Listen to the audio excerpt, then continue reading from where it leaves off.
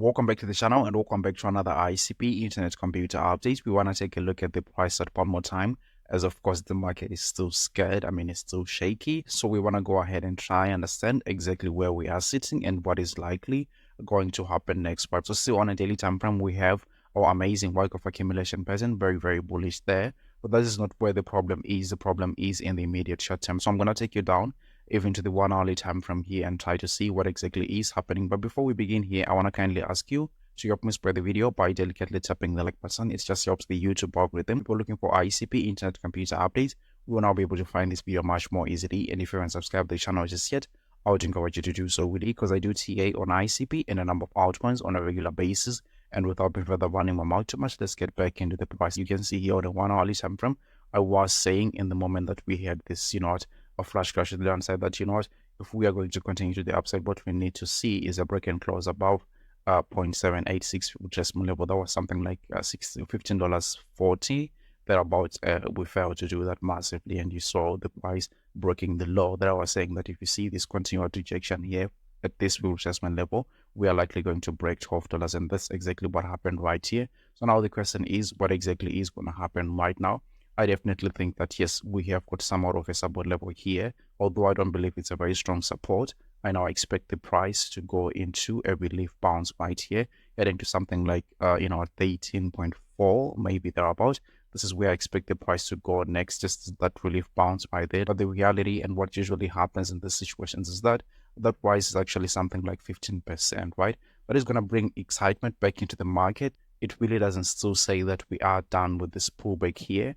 15% obviously is great and all that, but this is usually done just to confuse the mindset of the retail investors.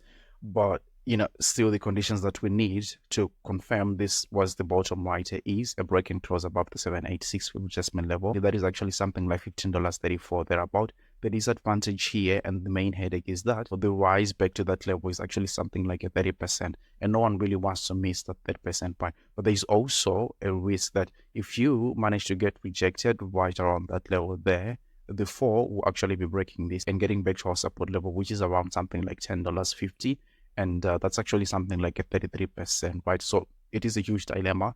This is what happens time and again in the market. So that's exactly why when we are in these massive ranges, professional traders really don't like to take action, because it is basically called the no man's zone, right? Or it's a no trade zone, right? Or sometimes the dumb money zone, because there really isn't a specific direction that you can pick and bet on, right? And now what you're also going to see is that when that happens, when we have our relief bounce, a lot of people are going to be talking about this downward stopping resistance, because even if we continue going sideways right now, you are eventually going to break above it, right? So if we have a few candles above it, the news is going to be, oh yeah, you know what, the downtrend is done, right? And we can continue the upside. I think there is something that behind it, right? I think that we still have got our way to the downside, although in the immediate short term we can have a relief bounce to something like $18.40 thereabout, or we could even go to something like $14, but that is not going to change my position that we have still room to go to the downside. I have been looking at the total market cap of altcoins time and again, and it is also indicating that in as much as we are bullish, completely bullish, right here, let me show you the wrong chart.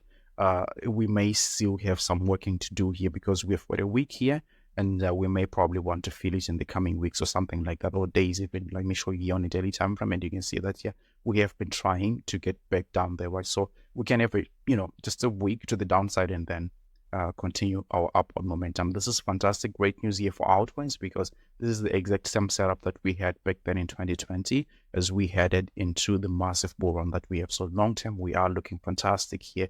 Even on the ICP price at that wake up accumulation pattern there, I can tell you with a high degree of certainty, it doesn't even end there.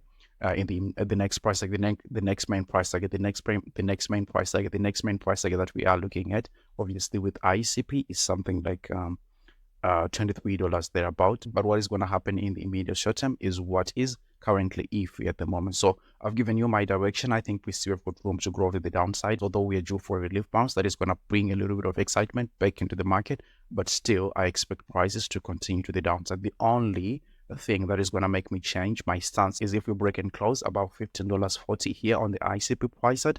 That is an indication that that was the bottom right there. we are continuing to $23. That's why I'm not taking any action. Of course, there is a likelihood of missing something like a 30% pump, but I don't know, as a trader, as an investor, there are rules that you have to set for yourself. Obviously, none of what I say is financial advice, and you shouldn't buy or sell anything because of anything I say, all right? But if you like the content, don't forget to delicately tap the like button, share the video with your friends and family, and then I'll be able to see you on the very next one. Take really, really good care of yourselves.